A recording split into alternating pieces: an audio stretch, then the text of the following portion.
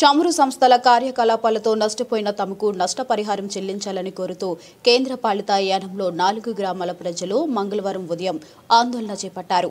యానం శివారు దొమ్మిటిపేట, బాలయోగి కాలనీ, దర్యాలతిప్ప, సీతారాం నగర గ్రామాల నుండి అధిక సంఖ్యలో మహిళలు భారీగా ర్యాలీగా తరలివచ్చి పాత బస్టాండ్లో అంబేద్కర్ సర్కిల్ వద్ద భారత రాజ్యాంగ నిర్మాత డాక్టర్ బిఆర్ అంబేద్కర్ విగ్రహానికి పూలమాలలు వేసి ఘనంగా నివాళులర్పించారు.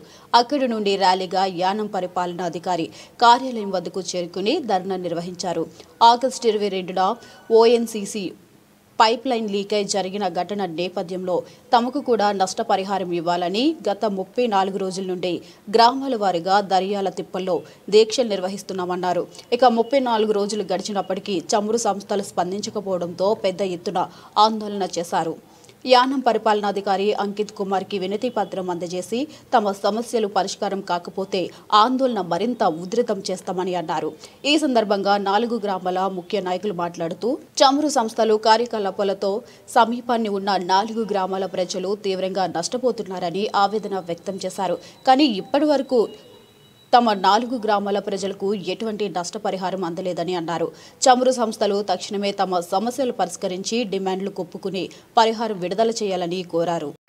4 విలేజ్లు ఉన్నాయి. అక్కడ దర్యాలతిప్ప, బాలయ్య కాలనీ, సీతారాం నగర్, దుమ్మిడిపేట, ఈ 4 గ్రామాలు కూడా ఈ ఓఎన్జీసీ రిలయన్స్ వచ్చిన కాడి నుంచి అక్కడ ఉన్నటువంటి ప్రజలకి చాలా ఆరోగ్య సమస్యలు ఏర్పడడం జరిగింది. ఎన్ని ఆరోగ్య సమస్యలు వచ్చినా మేమే హాస్పిటల్కి వెళ్ళి ట్రీట్మెంట్ చేసుకుంటున్నాం కానీ కంపెనీలు ఏవి కూడా ఇప్పటి వరకు పబ్లిక్గా ప్రజలకు ఏ విధమైన ₹1 కూడా ఇన్సూరెన్స్ కానీ ₹1 కూడా హెల్త్ కానీ సంబంధించి ఏది ఖర్చు పెట్టలేదు. లాస్ట్ ఆగస్టు 22వ తారీఖున అక్కడ బ్లోట్ అయిన తర్వాత రేపు ఈ ప్రాంతం ఏమవుతుందని ఆ రోజు మేమందరం కూడా భయభ్రాంతులు అవడం జరిగింది. అప్పటి నుంచి 2 నెలలు గడిచిపోయిన ఓఎన్జీసీ వారు ఆ ప్రాంతానికి రాలేదు. ఇప్పుడు మరలా ఆ పైప్ లైన్ సర్వే కానీ మొన్న వచ్చిన తర్వాత 14వ తారీఖుని, పోయిన నెల 14వ తారీఖుని మేము అది ఆఫ్ చేయడం జరిగింది. 15వ తారీఖుని ఆర్ఐ గారు అక్కడికి వచ్చారు. 16వ తారీఖుని ఓఎన్జీసీలతో మాకు ఆర్ఐ ఆఫీస్లో మీటింగ్ పెట్టారు. కొన్ని డిమాండ్లు మేము పెట్టాము. ఈ రోజుకి 36 రోజులు అయింది. ఇప్పటి వరకు కూడా ఇటు ఆర్ఐ గారి దగ్గర కానీ అటు ఓఎన్జీసీ రిలయన్స్ దగ్గర కానీ ఏ విధమైన మాకు మెసేజ్ రాలేదు. అంచేత ఈరోజు మేము ఈ ఆర్ఐ గారి దగ్గరికి ఈ ధర్నా కార్యక్రమం మేము ఈరోజు పెట్టడం జరుగుతుంది. ముఖ్యంగా ఆ 4 గ్రామాలు కూడా ఈ 2 సంస్థల వల్ల చాలా నష్టపోతున్నాం. అంతా ఇంత కాదు, ప్రతిరోజు కూడా కంపెనీకి ఇంచుమించు 1.5 కిలోమీటర్ల 2 కిలోమీటర్ల దూరంలో ఉన్నాయి ఈ 4 గ్రామాలని. కంపెనీ నుంచి వచ్చిన పొల్యూషన్ ప్రతిరోజు కూడా మా మీద పడి మా ఆరోగ్యాలు పాడవుతున్నాయి. చాలామంది ఏమనుకుంటారంటే బ్లోట్ అయింది కదా, ఈ బ్లోట్ కోసం చేస్తున్నారో మేము అనుకుంటున్నారు. బ్లోట్ అయిన తర్వాత తెలిసింది మాకు ఈ కంపెనీ వల్ల మేము ఎంత నష్టపోతున్నామో బ్లోట్ అయిన తర్వాత మాకు తెలిసింది. అందుచేత ఓఎన్జీసీ కానీ రిలయన్స్ కానీ ఆ 4 గ్రామాల ప్రజల్ని ముఖ్యంగా దత్తత తీసుకోవాలి.